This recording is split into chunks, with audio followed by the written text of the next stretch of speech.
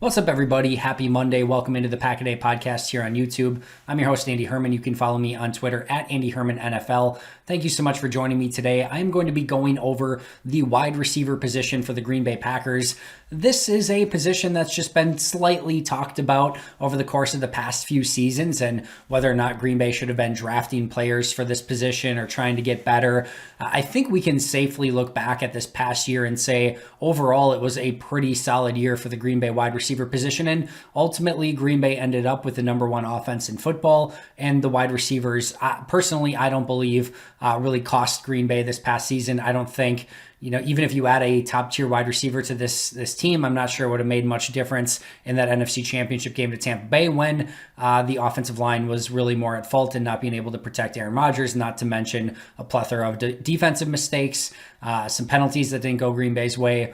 It's tough to look at this team and say, well, if they just would have had that wide receiver, they would have been in the Super Bowl, maybe, right? Who the heck knows? But it doesn't, at least at the onset and just kind of looking back at things, it doesn't innately feel that way that they were just a wide receiver short. But I think it's still a position that we can look at and say, hey, it would be nice to have a little bit more talent overall in that room.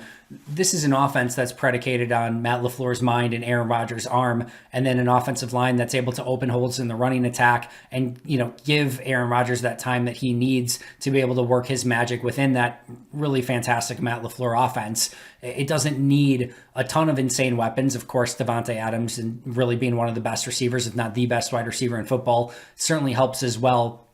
But I'll get to each of the individual wide receivers in a second, but it's tough not to look at this group as a whole and see one very obvious need. And I'll go back to, I brought up Ron Wolf's book, maybe a couple weeks ago, and how, trusting the process and how he built the Packers and how this team kind of works.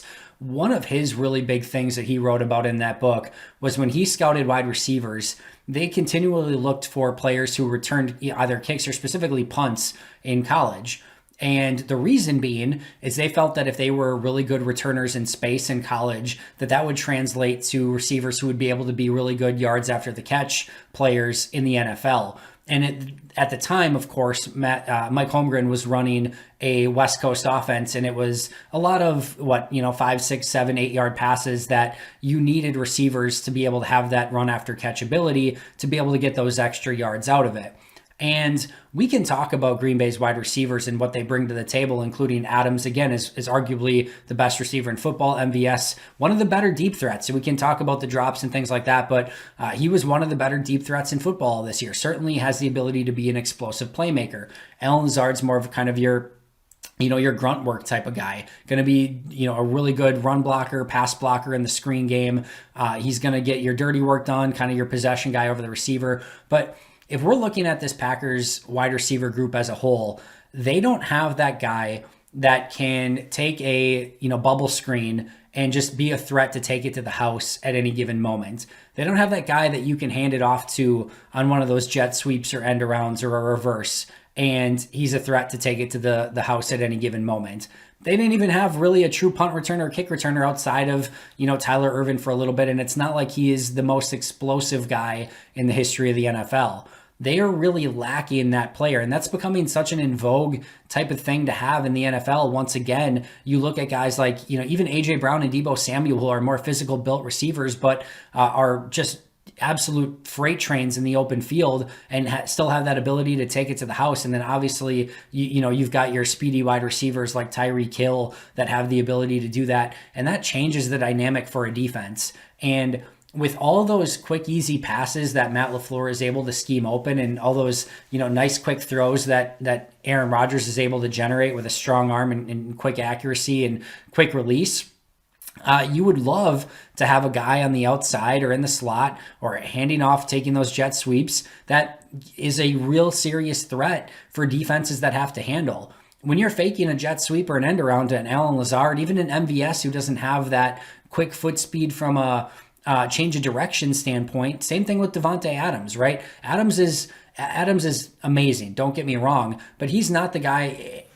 we've seen on multiple occasions him take a play, screen pass and get big yardage out of it. No question. Adams is amazing. I'm not going to speak a single ill word about Davante Adams, but his game is not pure blazing speed and the guy that's going to get the ball again on a 5-yard hitch and take it 80 yards for a touchdown. That's just not who he is. He's everyone else. He's literally everything else, and he's phenomenal, but that's not his game either. So trying to find a guy like that to fill in for this wide receiver core would be huge, and that really seems to be the ingredient that's missing. Yes, I think Green Bay can live with MVS. I think we've seen that Allen Lazard was not just a one-year wonder, that he can bring a lot to the table overall. We know what Davante Adams is, but there's that one ingredient that's missing. And people all the time talk about that wide receiver position and building it like a basketball team. You want your tall, physical, power forward, possession receiver. You want a small forward who can do a little bit about everything. You want your two guard, maybe he's got the ability to do some stuff in the open field. And then you want your quick, shifty guy. Like, you want different sizes, different speeds, different strengths, different things that you can bring to the table. And Green Bay's got that, kind of physical power forward type player in an Allen Lazard. They've got kind of your overall player and shooting guard and expert and specialty player in Davante Adams.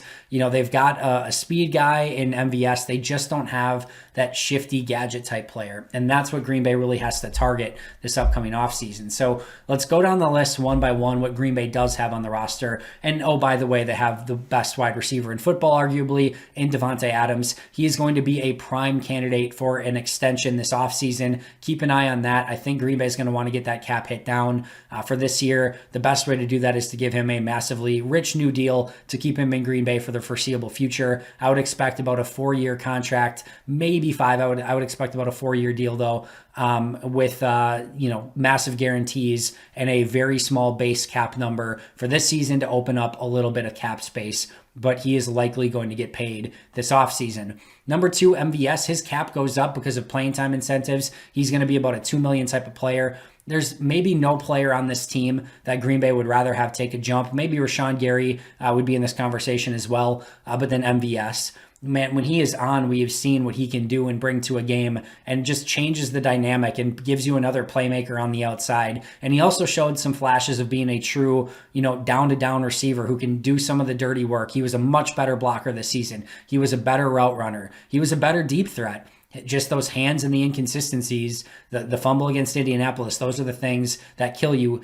We're to the point, though, where if he just cuts out the mistakes, he doesn't need to get better at anything else. It's just confidence in getting rid of the mistakes. And if he can do that, he is a real legit number 2 wide receiver in this league who can bring a ton to the table. So he still has a ways to go. And I know we've been talking about MVS in this capacity, it seems like forever now, but he improved in every area save for the inconsistencies and maybe the hands, you can argue as well. But I really like what he can do overall. It's just now seeing, can he put it all together? He hasn't in year 1, year 2, year 3, although he came much closer.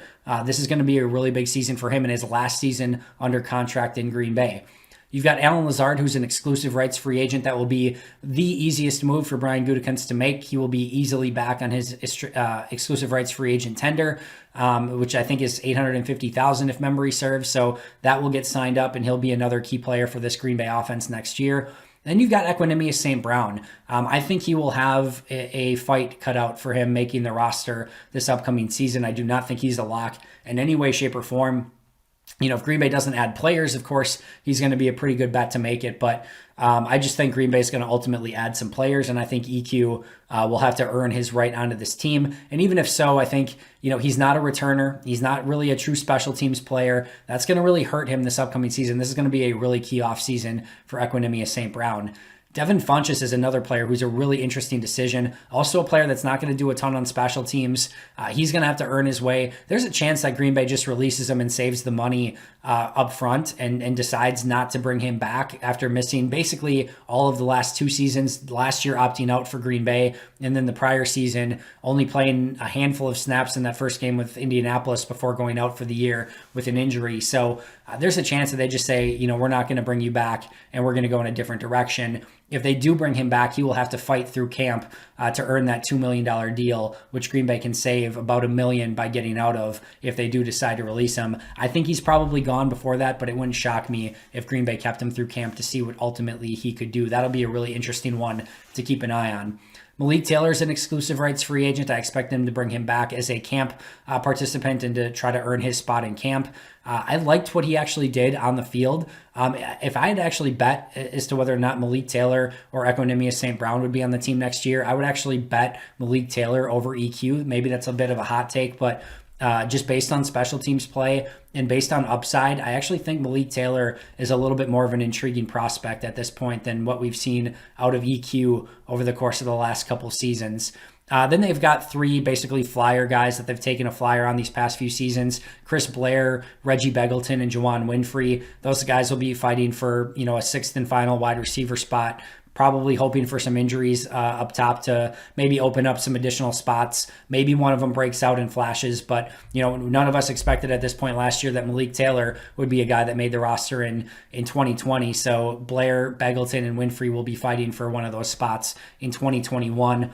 I do not expect Tavon Austin to be back. He didn't have the juice, right? He didn't show it on special teams. He had the big fumble. He didn't show anything as a punt returner. They didn't trust him as a kick returner. Didn't do anything as a slot gadget player. Just nothing left, right? The legs weren't there. The juice wasn't there. It sounded like he was a good teammate. Got really good reports from his teammates and how he kind of brought some energy to the locker room. I just don't think he has it as a player. Would expect him not to be back. And then Tyler Ervin, if you want to put him in this wide receiver category, I know I talked about him at running back, but he spent the majority of actually all of training camp at wide receiver and split time during the season at wide receiver and running back as kind of that gadget slot receiver. I would expect him to be back on a minimum deal with an opportunity to earn the kick and punt returner job as well as one of those gadget wide receiver roles. And then, if somebody beats him out in camp, so be it. But I would expect him to be back in Green Bay, at least at the onset, although certainly nothing is for certain. And finally, last but not least, I don't see Green Bay going out and getting any sort of top tier free agent.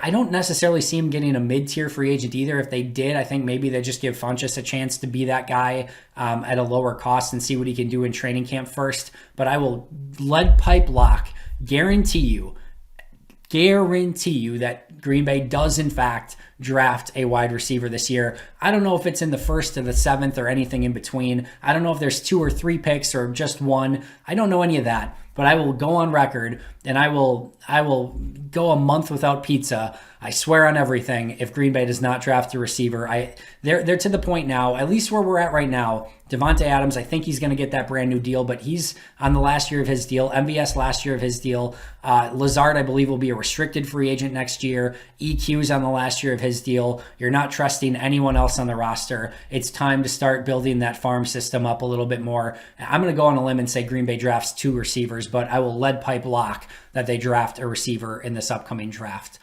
It should be an interesting offseason for the wide receiver position. I think Devin Funchess, that Devontae Adams contract, how they handle EQ, and then what they do in the draft are really going to be what you want to keep an eye on.